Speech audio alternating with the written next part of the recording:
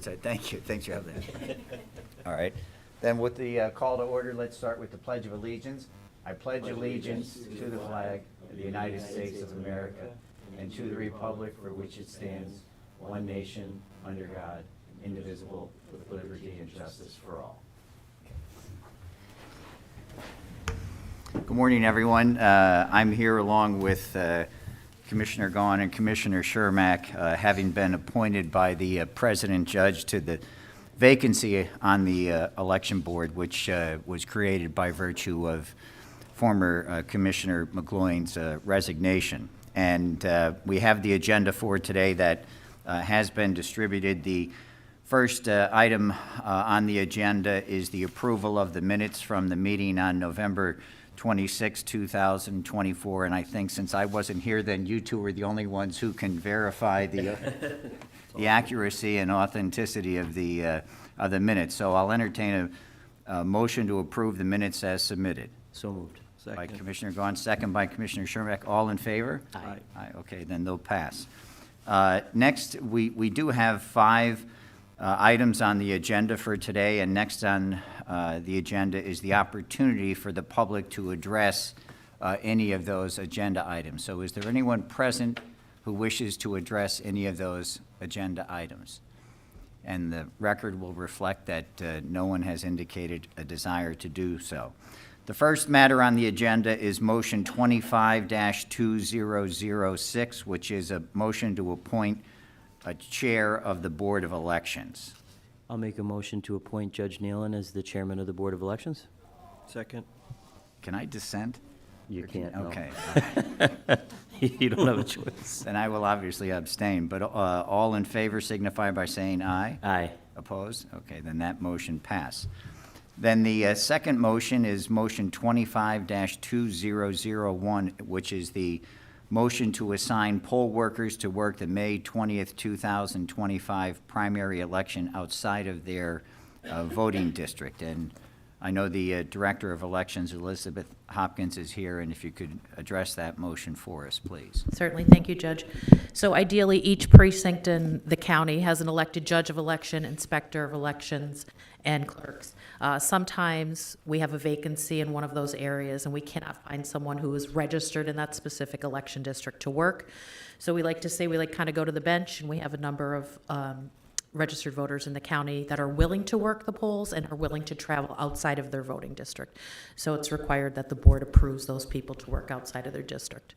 Some of us here are old enough to remember when people would show up at about 6:45 and hold the curbside election because they were the only two, and they would be elected as the judge of elections and the majority and minority inspectors and the like. But it's better to have this naturally taken care of. Any questions then on the motion? No? Okay.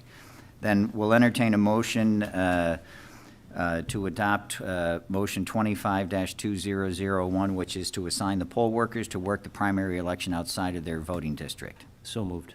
By Commissioner Gahn, second by Commissioner Shermack. All in favor? Aye. Aye. Opposed? Okay, then that passes. Next is motion 25-2002, which is a motion to permanently relocate the polling location of Scranton 6-1. And again, if Director Hopkins would address that. Certainly.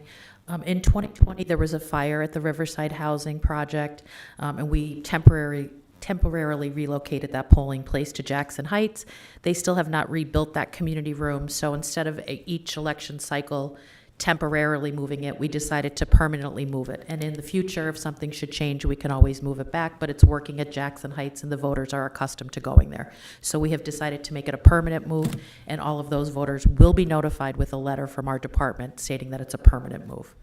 What would be, more out of curiosity, the distance from 200 Emmett Street to 1001 Jackson Well, Street? I would say that we exhausted all of our options to get something as close as possible to that location, but with the strict ADA guidelines, this was the best option for those voters. And now that they have the opportunity to vote by mail and no excuse voting, we put it there. And that polling location passed all of the requirements from the Department of Justice, so it was the best location for us. It's probably not a fair question, but I'll ask it anyway. Once it was temporarily relocated to Jackson Heights, they didn't notice a precipitous drop in the voter turnout We for did not, 6-1. and especially, I think a lot of that, you could credit to the mail-in voting, that voters had the opportunity to vote by mail if they couldn't get to their precinct. Okay, all right. Any other questions? Okay. Then we'll entertain a motion to permanently relocate the polling location of Scranton 6-1 from Riverside Housing at 200 Emmett Street, Scranton, to Jackson Heights 1001 Jackson Street in Scranton. So moved. By Commissioner Gahn. Second. Seconded by Commissioner Shermack. All in favor? Aye. Opposed? Okay, then that motion passed. The next motion is 25-2003, which is the motion to permanently relocate the polling location of South Abington 3-2. And again, Director Hopkins is here to discuss that relocation for us. Well, we were notified after the general election in November of 2024 that the church had closed and the building is up for sale. So we were no longer able to use the facility. So we did a study of the area.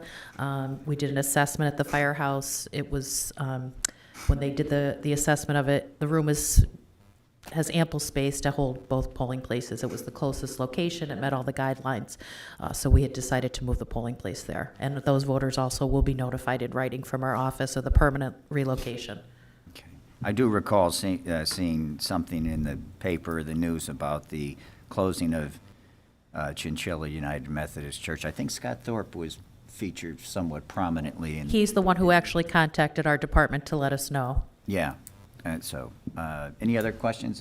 Okay, then we'll entertain a motion to permanently relocate the polling location of Abington, or South Abington 3-2 from the Chinchilla United Methodist Church on 411 Layton Road to the firehouse on 104 Shady Lane in South Abington.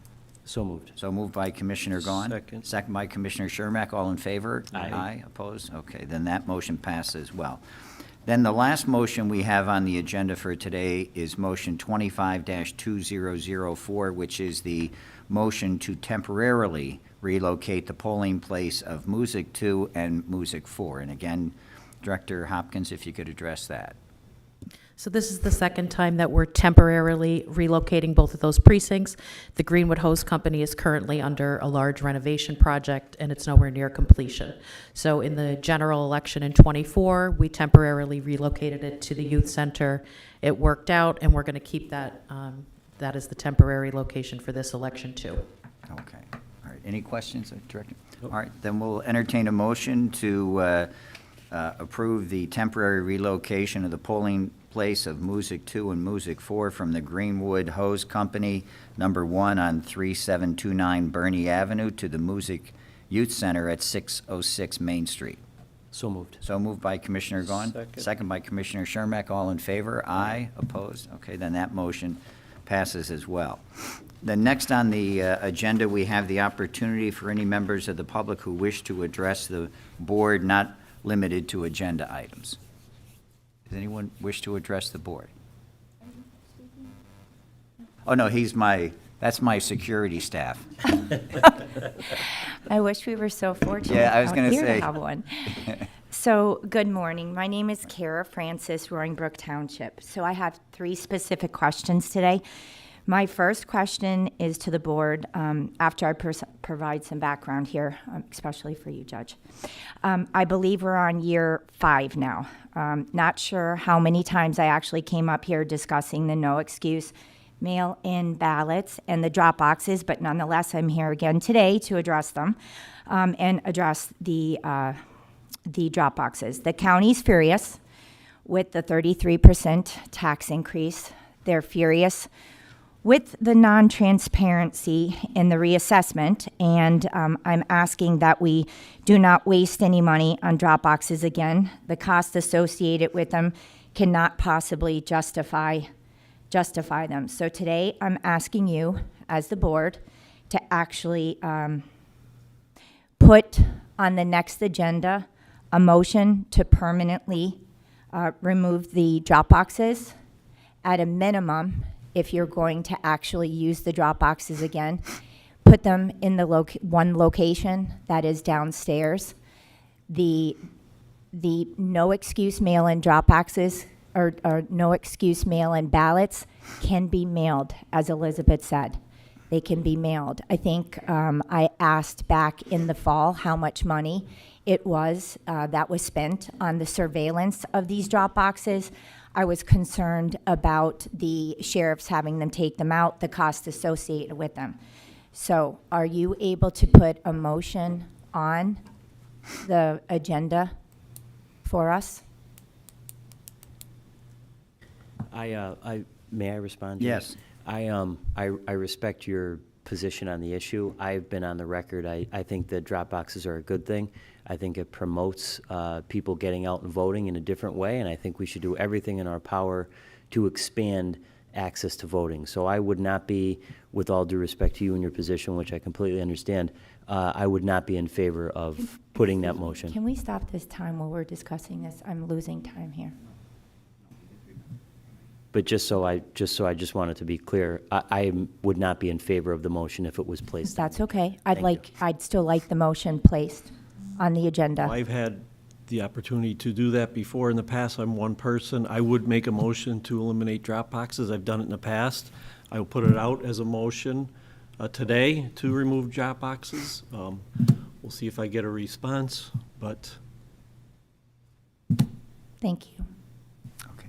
Anything else then on the issue? Okay, Oh, I'm sorry, you did say you had two matters. excuse me? I thought you originally, when you stood up, I thought you said you had two matters you wished to I address. actually do have another. Okay, go ahead. Go ahead. Thank you very much. It's my courtroom for today. Okay, thank you. This question is for Elizabeth. Thank you so much for everything you've done, all the answers to all the questions I posed to you in the past. So again, this goes back to these no-excuse mail-in ballots. So it's my understanding that the judges are signing off, the judge of elections in each precinct are signing off as to the vote. Could you please maybe take us back to the discussions that were had when the drop boxes and the no-excuse mail-in ballots? Could you explain maybe who actually initiated this? The judges are signing off on the fact that the votes were counted and counted correctly. If the mail-in ballots are being sent to a tabulation center, is there a judge signing off on the tabulation center? It's just, there's just still this confusion here. Maybe could you? Are you talking about we do the canvas on election day here with all the Yeah, mail ballots? absolutely. Like maybe, was So, this, I mean, everyone that's involved in the canvas is sworn in, okay, okay? And they sign their names that they're attesting to all that. There are watchers there from all the political parties, all the campaigns overseeing it. There's a judge from the county bench that's there during the process. So, I mean, it's open and transparent. People can come in. There's watchers there. There's party members there watching it happen.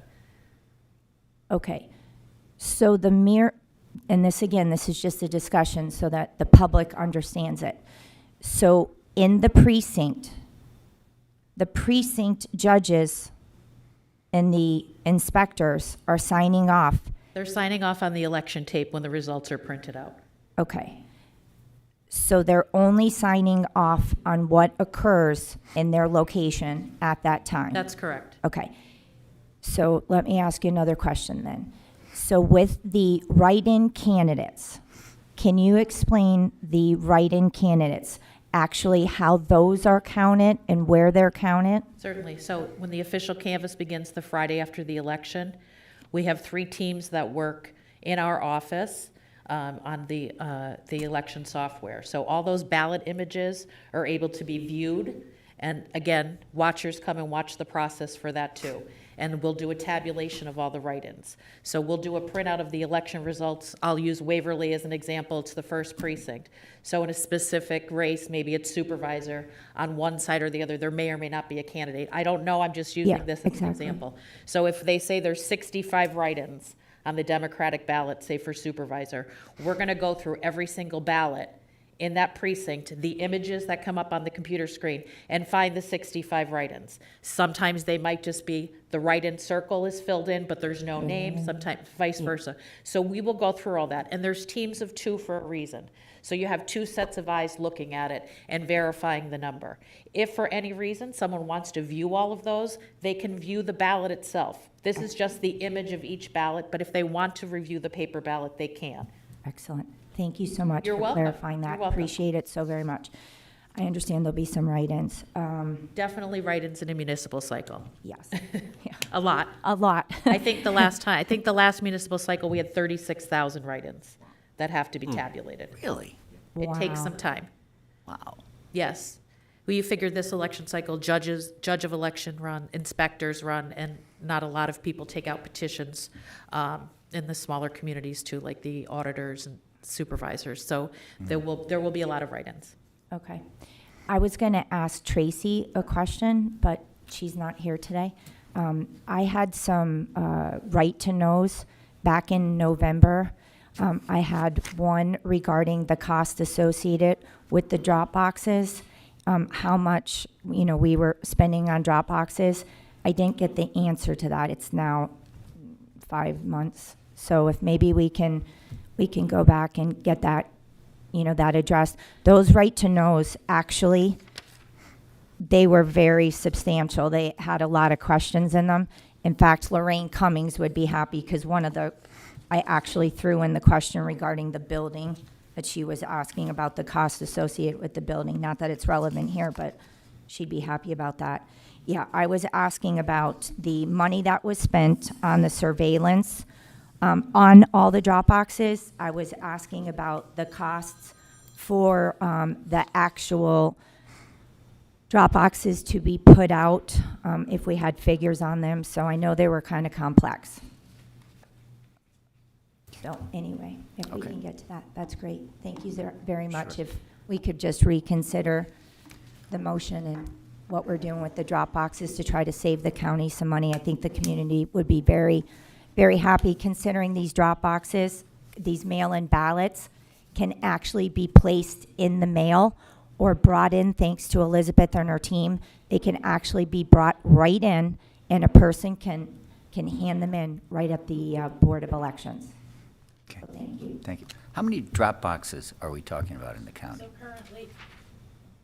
Currently, we have a drop box located here in the Government Center, in the Music Municipal Building, the Dixon City Municipal Building, the Clark Summit Municipal Building, Roaring Brook, and Carbondale. It's in the Senior Center. Okay. 6 total. This is the lawyer still inside me. One thing that I always found curious about, you mentioned the mailing of the ballots, the contrast between the mailing of the ballots and the drop box.